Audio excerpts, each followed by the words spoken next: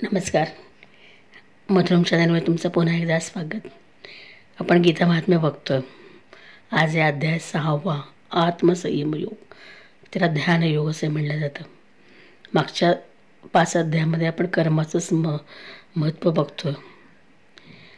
पहिल्यामध्ये विषाद होता त्याचा, दुसऱ्यामध्ये सांख्ययोगापासून आपल्या कर्माचं महत्त्व श्रीकृष्ण अर्जुनाला सांगतोय. आता हे 6व्या अध्यायापर्यंत आल्यानंतर कर्म म्हणजे काय, माहितीने जे योग आहे, ज्ञानयोग, बुद्धियोग, कर्मयोग, ते साधायचे कसे, त्यासाठी सांगितलेला हा इथून सुरुवात होते ती भक्ती योगाची. किंवा याचा बेस हा आहे तो आत्ताचा 6वा अध्याय, त्याला ध्यान योग असं म्हणतात. त्याची साधन आहे कोणती आहेत, तर याचं वर्णन थोडंसं ह्याच्यामध्ये 6व्या अध्यायामध्ये केलं. म्हणजे अर्जुनाला श्रीकृष्ण कर्मयोगी होण्यास सांगतो, पण कर्मयोग पूर्णत्वाने साधण्याला बाह्य मन अंतर्मनाचं शमन करणं सुद्धा गरजेचं आहे, बुद्धी शुद्ध ठेवणं गरजेचं आहे. पण त्यासाठीही काही अभ्यास हवाच. मग तो कसा, तर त्यासाठी ध्यानधारणा, प्राणायाम किंवा मागच्या अध्यायात आपण समदृष्टी, समत्वानं बघणं, असं हे सगळं बघितलं तर ही एक प्रकारची साधना आहे. आणि याचा उपयोग करून स्वतःचाच आत्मोद्धार करण्यास हा 6वा अध्याय सांगतो असं म्हणता येईल.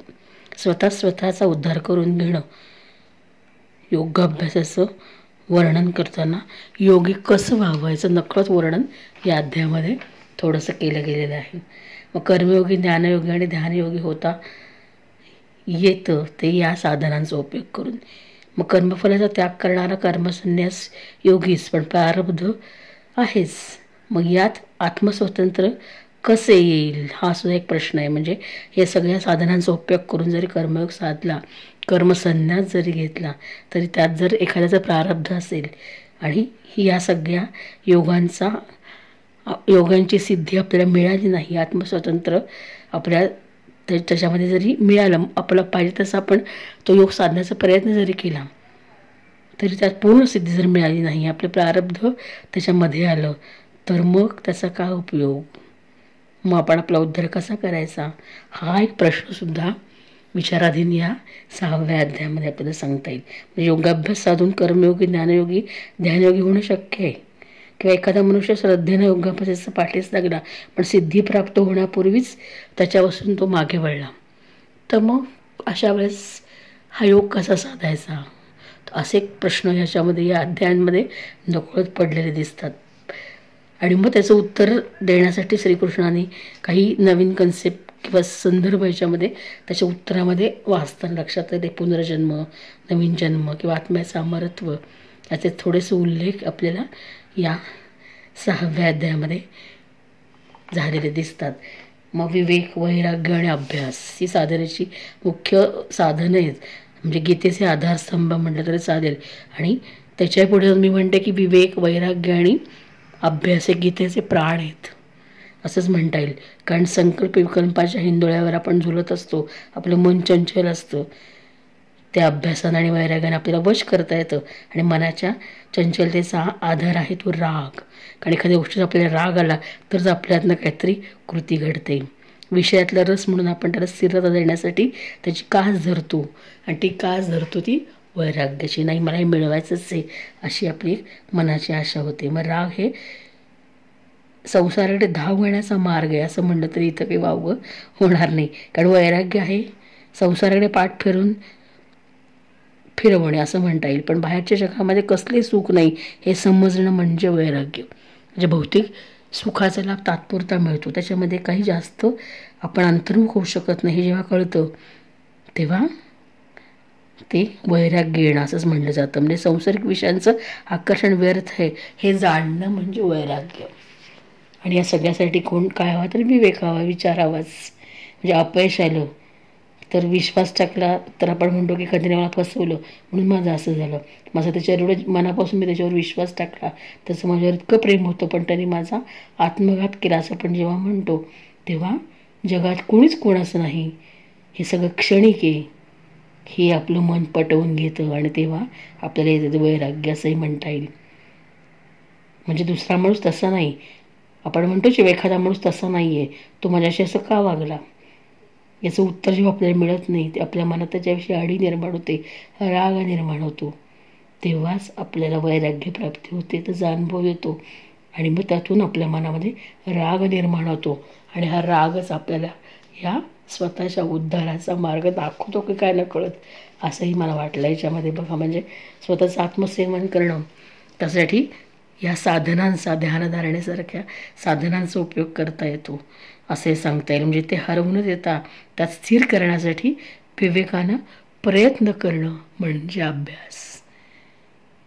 म्हणजे आधी राग येणं, वैराग्य आलं, राग आला त्यातून, या सगळ्याला शमवण्यासाठी विवेक हवाच आणि त्या विवेकासाठी तो विवेक असणं किंवा विवेकाने प्रयत्न करणं म्हणजेच अभ्यास असे आपल्याला म्हणता येईल. कारण आपली बुद्धी अस्थिर असते, ती वाट पाहत नाही की आता ह्याचं उत्तर काय येईल, ह्याचं उत्तर काय येईल, हा आपल्याशी कसं वागेल, तो आपल्याशी तसं कसं वागेल, ह्याचा आपण विचार न करता एखादी आपल्या आयुष्यामध्ये कृती घडते, प्रसंग घडतो आणि आपण त्याला कसे सामोरे जातो, तर हेच आपलं एक आत्मसंयम आहे असं म्हणता येईल. म्हणजे मन वश असणं, मनावर ताबा असणं म्हणजेच आपल्या स्वतःच्या इच्छेनं त्याला गतिमान वा गतिहीन करता येणं. बघा, असंही म्हणता येईल की माझं मन माझ्या ताब्यात असेल तर मला आत्ता काय करायचं आहे हे मी ठरवेन, मला आत्ता काय करायचं नाही हे मीच ठरवेन. जेव्हा तुमच्यामध्ये स्वतःमध्ये धमक असते तेव्हा इतरांनी आपल्याला कोणी सावरावं याची आपल्याला गरज भासत नाही. असं मी थोडंसं वेगळं बोलेन. मनाला आपलं साधन बनवणं ते प्रयत्नानं, अभ्यासानं करावं लागतं. कारण जन्मांतरीच्या सवयीनं सामान्यतः आपलं मन साधन बनलेलं असतं आणि त्याला हवं तसं आपल्याला फरफटत नेण्याची सवय असते. मनाला येईल तसं आपण आपल्या वागवतो, कित्येकदा त्याला गुलाम करतो असंही आपण म्हणतो. याची जाणीव आपण मनाला आपला देतो. पण प्रत्येक साधकाने प्रथम ही जाणीव करून घेतली पाहिजे की वास्तविक मनाला आपणच स्वैर सोडलेलं असतं आणि थांबवायला सुद्धा आपणच शिकवायला हवं. म्हणजे तो गतिरोधक आपण आपल्या मनाला आपणच लावायला हवा. त्यासाठी हा आत्मसंयम. आपण ज्या वृत्तीशी, विषयाशी, वासनेशी एकरूप होतो त्या वृत्तीबरोबरच आपलं मन धावतं. जी गोष्ट आपल्याला आवडते तीच आपण करतो, तीच गोष्ट आपल्यातनं घडते आणि मग त्यातून जन्माला येतो तो सहयोग असं आपण म्हणूया. सगळे सहयोगी आपल्या मनाला जे भावतं त्याला गती देतात आणि आपल्या वृत्तीला समाधान देतात आणि आपण त्या वृत्तीमध्ये गुंगत जातो. तर कधी कधी रागाच्या भरात आपण आपल्याकडनं काहीतरी दुष्कृत्यही घडतं. म्हणजे मनाला थांबवण्यासाठी त्याच्यावर चिडून चालत नाही किंवा पश्चाताप करूनही चालत नाही, तर पुढच्या वेळी तेच घडतं. म्हणून मनाला वृत्तीबरोबर धावू नकोस असं न म्हणता त्याला खुशाल मोकळं सोडावं, मात्र त्याची साथ देऊ नये. असं जर केलं आपण तर नकळतच आपलं मन आपल्या ताब्यात राहतं असंही म्हणता येईल. म्हणजे दुसऱ्याच्या कधी आपण चिडलो, रागवलो तर पटकन रागाच्या भरात एखाद्याला आपण एखाद्याच्या श्रीमुखात देऊन टाकतो आणि म्हणतो की तुझ्यामुळे असं झालं, तुझ्यामुळे तसं झालं. पण असं न करता असं साक्षीभाव पाहताच मनाचं अवसान आपल्या गळून पडतं आणि त्याच गती देणार तादात्म्य आपल्याला मिळत नाही. आपले हातपाय डोळे पडतात आणि मग अशा वेळेस आपला आत्मसंयम बिघडतो आणि यासाठी सावधपणाचा अभ्यास करणं, तो विवेकाने करणं, चिकाटीनं करणं हे गरजेचं असतं. आणि सगळ्यात शेवटी मनाला हळूहळू अभ्यासाने शांत करत परमात्म्याच्या ठिकाणी नेलं की मग सगळं सोपं होऊन जातं. आणि परमात्म्याखेरीज दुसऱ्या कशाचंही चिंतन करू नये हेच आपल्याला सांगता येईल. म्हणजे या 6व्या अध्यायामध्ये स्वतःचं आत्मनियमन, संयमन कसं करायचं याचा थोडासा विचार त्याने दिला आहे. प्रत्येक जसं मागच्या ह्याच्यात आपण बोललो की देह प्रत्येक देहामध्ये देव आहे आणि तो आपण फक्त जाणला पाहिजे, मानला पाहिजे. तसं आपण स्वतः आपल्या मनातला देव आहे याची जाणीव करून घेतली पाहिजे. आणि तरच हे सगळे कर्मयोग, ज्ञानयोग आणि बुद्धियोग शक्य आहे. आणि सगळे पुन्हा कुठे घेऊन जातात तर भक्तियोगाकडेच घेऊन जातात. हेच या 6व्या शेवटच्या श्लोकामध्ये सांगितल्याने नकळत भक्तियोग सुरू होतो. कारण तुमची जर एखाद्यावर भक्तीच नसेल तर तुमच्या हातनं कर्म घडणार नाही, तुम्हाला याचं ज्ञान घेण्याची इच्छा होणार नाही आणि तुमची बुद्धीसुद्धा त्याच्याकडे काम करणार नाही. असंच आपल्याला म्हणता येईल. आता घरामध्ये आपली आई रोज स्वयंपाक करते छान, आता आज हा स्वयंपाक करायचा, आज तो मेनू करायचा, आज हे करायचं ठरवते, त्याचं ती ज्ञान घेते. तशी तिला बुद्धी असतेच ऑलरेडी, पण तिच्या हातनं जर कर्मच घडलं नाही तर त्यातनं पदार्थ तयार होईल का, तो आपल्याला खायला मिळेल का, नाही. म्हणजेच या सगळ्याला भक्तीची जोडावी. आणि कधी शक्य, जेव्हा आपली त्या गोष्टीवरती भक्ती असते तेव्हाच आपल्या हातनं कर्मयोग, ज्ञानयोग आणि बुद्धियोग घडून येतो. आणि मग त्यातनं विरक्त होणं म्हणजेच कर्मसन्यास घेणं, याची पण माहिती आपल्याला आपणच मिळवू. पण हे कधी शक्य, जेव्हा आपलं मन आपल्या ताब्यात असेल. त्यासाठी ध्यानधारणा, ध्यान, प्राणायाम, आत्मसंयमन कसं करायचं, थोडक्यात याच आत्मसंयम योगालाच ध्यानयोग असं इथं म्हटलेलं आहे. असा 6वा अध्याय आणि त्यातला गीतेचं महात्म्य, की हा 6वा अध्यायाचं पठण का करायचं, ह्याचा आपला मुख्य हेतू आहे. तर या निमित्तानं आपण आज 6व्या अध्यायाविषयी बोलणार आहे. म्हणजे या 6व्या अध्यायातला शेवटचा श्लोक नकळत आपल्या भक्तिमार्गाकडेच घेऊन जाताना दिसतो. आणि पुढे या साधनांमुळेच भक्तिमार्गाची पाऊलवाट सुरू होते, ती 7व्या अध्यायापासून. जसं मी बोलले मागे बरेच वेळा की 1 ते 6 अध्याय हे कर्मयोगच सांगतात. युद्धामध्ये स्थिर राहून पाहण्यासाठी अर्जुनाला श्रीकृष्ण हा कर्मयोग सांगतो. आणि सगळं सांगितल्यानंतर त्याचे 2 प्रश्न, जसं मी मगाशी बोलले की 2 प्रश्न उपस्थित राहिले की योगाभ्यास साधून कर्मयोगी, ज्ञानयोगी आणि ध्यानयोगी होणे शक्य आहे का, किंवा एखादा मनुष्य श्रद्धेने योगाभ्यास करतोय पण त्याची सिद्धी प्राप्त होण्यापूर्वीच त्यातून तो बाजूला गेला तर काय करणार, असे 2 प्रश्न याच्यामध्ये उपस्थित नकळत होतात की काय 6व्या अध्यायामध्ये असं वाटलं. आणि त्याची पूर्वपेटी काय, तर त्याचं महात्म्य जो आपला मुख्य विषय त्याच्याकडे आपण वळतो. आता भगवान आणि लक्ष्मीदेवी यांच्यातला संवाद हा. आणि 6व्या अध्यायाचं पठण का करावं, याचं महात्म्य, गीता महात्म्य आपण बघतोय. श्री भगवान म्हणाले, हे लक्ष्मी, आता मी 6व्या अध्यायाचे महात्म्य सांगतो, ते ऐक. आणि ते ऐकले असता मनुष्याला मुक्ती हस्तगत होती. गोदावरीच्या काठी असणाऱ्या पैठण नावाच्या विशाल नगरात मी पिंपलेश नावाने राहतो. या नगरात जानश्रुती नावाचा राजा राहत असे. तो प्रजेला अत्यंत प्रिय होता. त्याचा पराक्रम सूर्यमंडळाच्या तेजासारखा प्रखर होता. दररोज तो करीत असलेल्या यज्ञाच्या धुराने स्वर्गातील नंदनवनातील कल्पवृक्ष काळे पडले होते. जणू राजाचा असामान्य दानशूरपणा पाहून ते लज्जित झाले होते. त्यांच्या यज्ञातील पुरोडाश खाण्यासाठी आसक्त असलेले देव पैठण सोडून बाहेर कुठेही जात नसत. तो राजा दान देताना जे पाणी सोडित असे तेच पाणी पराक्रमाचे तेज आणि यज्ञाचा धूर यांनी पुष्ट होऊन ढोक होई आणि योग्य वेळी पृथ्वीवर पाऊस पडत असे. त्या राजाच्या राज्यात अतिवृष्टी, अनावृष्टी, उंदीर इत्यादी शेतीची नासाडी करणाऱ्या गोष्टी कुठेही नसायच्या. उलट सर्वत्र उत्तम नीतीचा प्रचार प्रसार होत असे. तो राजा आड, विहीर, तलाव इत्यादी खोदण्याच्या मिशाने दररोज पृथ्वीमध्ये किती संपत्ती आहे हे पाहत असे. एकदा त्या राजाने दान, तप, यज्ञ आणि प्रज्ञापालन यावर संतुष्ट होऊन स्वर्गातील देव यांना वर देण्यासाठी आले आणि ते कमळातील विषतंतूसारख्या शुभ्र हंसाचे रूप घेऊन आपले पंख पडवडीत आकाश मार्गाने येऊ लागले. मोठ्या वेगाने उडणारे ते सर्व हंस आपापसात बोलत उडत होते. आणि त्या हंसांपैकी भद्राश्व इत्यादी 2-3 हंस वेगाने उडत पुढे गेले.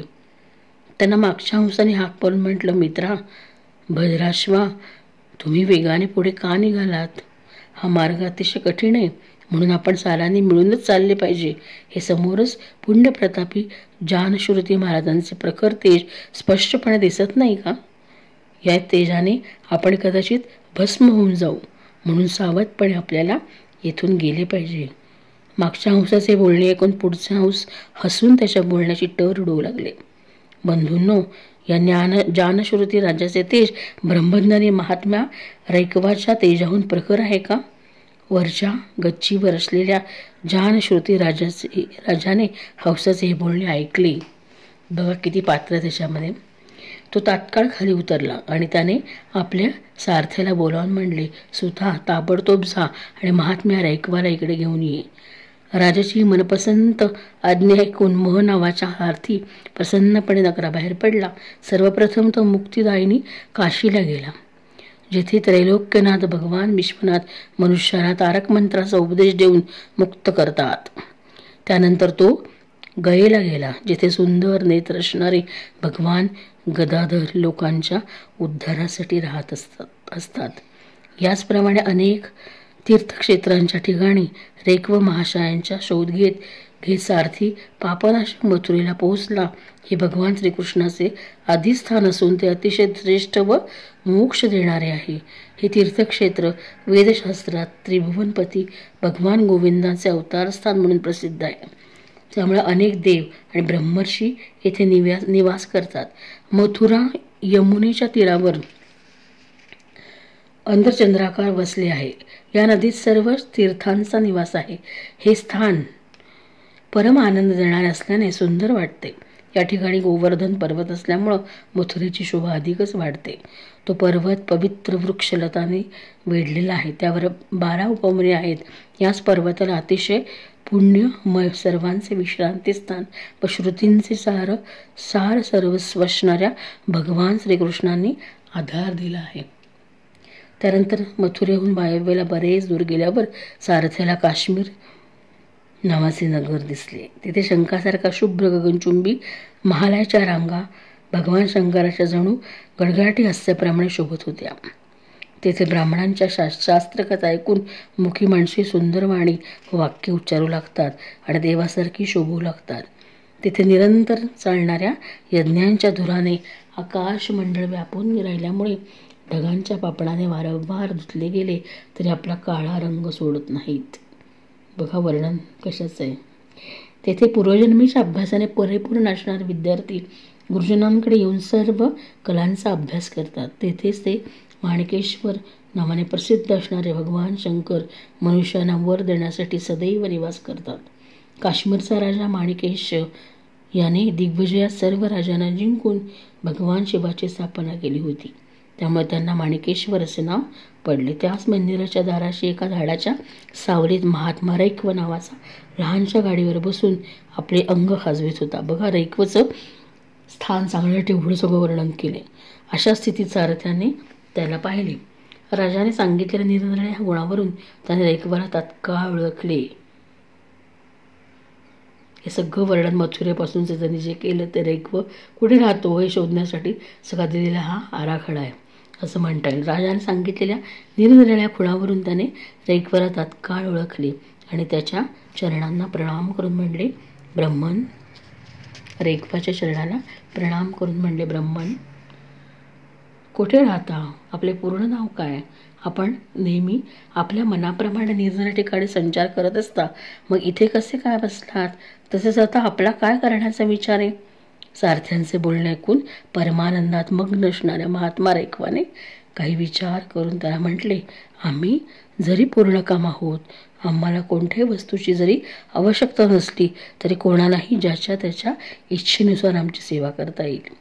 रैक्वाचे मनोगत लक्षात घेऊन सारथी राजाकडे गेला. तेथे गेल्यावर राजाला नमस्कार करून त्याने हात जोडून सर्व समाचार निवेदन केला आणि ते सांगताना सारथ्याचा उत्साह ओसंडून जात होता. सारथ्याचे बोलणे ऐकून राजाचे नेत्र आश्चर्याने विस्फारित झाले. त्याच्या मनात रैक्वाचा सत्कार करण्याविषयीची इच्छा बळावली.